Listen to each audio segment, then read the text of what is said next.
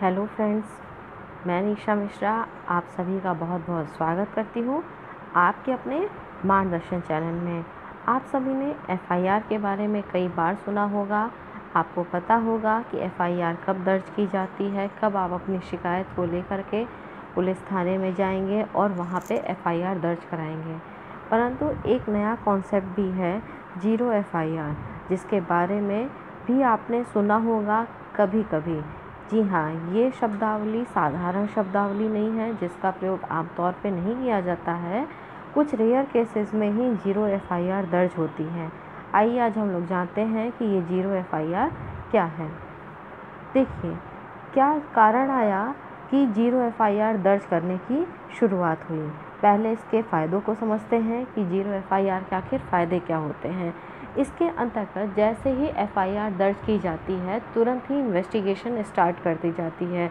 Zero FIR रखने का प्रावधान इसलिए लगाया गया कि आपकी शिकायत को दर्ज होने में देर न लगे। कोई भी पुलिस थाना ये न कहे कि ये जो घटना घटित हुई है, ये जो अपराध घटित हुआ है, ये हमारे थाने से नहीं संबंधित है, आप दूसरे थाने में जाइए जिसके क्षेत्र में ये आता है।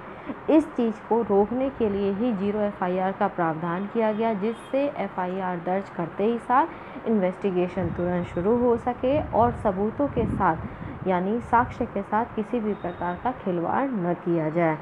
अब आइए हम लोग ये समझते हैं कि जीरो एफआईआर जो है वो किस तरीके से लिखवाएंगे आप। क्या जीरो एफआईआर को लिखवाने के लिए आपके पास ऑन पेपर होना उसका ज़रूरी है, या आप सिर्फ बोल भी देंगे तो भी वो दर्ज कर ली जाएगी।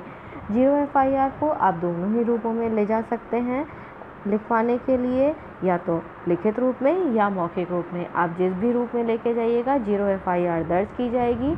इसका जो सीरियल नंबर होगा वो 00 से शुरू होगा और उसके बाद इसे संबंधित थाने पे भेज करके वहाँ पे इसका नंबर डाला जाएगा, जो कि आपका कार्य नहीं है, पुलिस थाने का कार्य है। इसलिए आपको परेशान होने की आवश्यकता बिल्कुल भी नहीं है। अब हम लोग आगे बढ़ते हैं कि हमें जीरो एफआईआर कब करनी चाहिए। देखिए, कुछ ऐसे मामले होते हैं जिन मामलों में तुरंत कार्रवाई करना आवश्यक है, जैसे हत्या, एक्सीडेंट, रेप जैसे कुछ संगीन अपराध होते हैं जिनके संबंध में अगर एफआईआर दर्ज न हो, तुरंत शिकायत न की जाए तो वो घटना और भी बड़े स्वरूप को ले सकती है।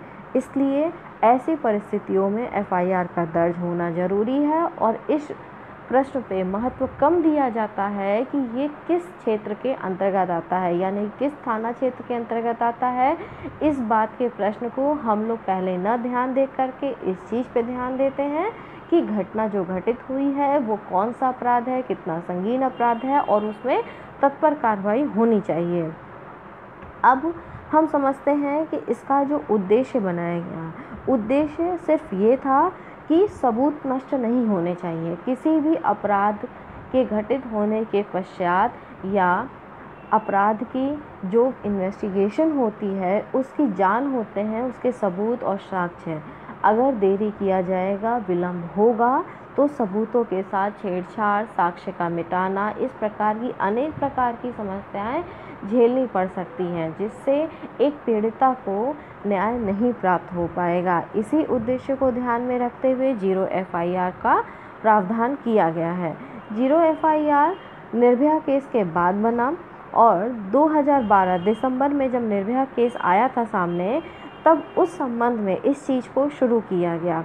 इसे शुरू करने के लिए जस्टिस वर्मा कमेटी की रिकमेंडेशन आई थी और फिर इसे लाया गया 2013 में। New criminal law update amendment act है, उसमें इस चीज़ का प्रावधान किया गया।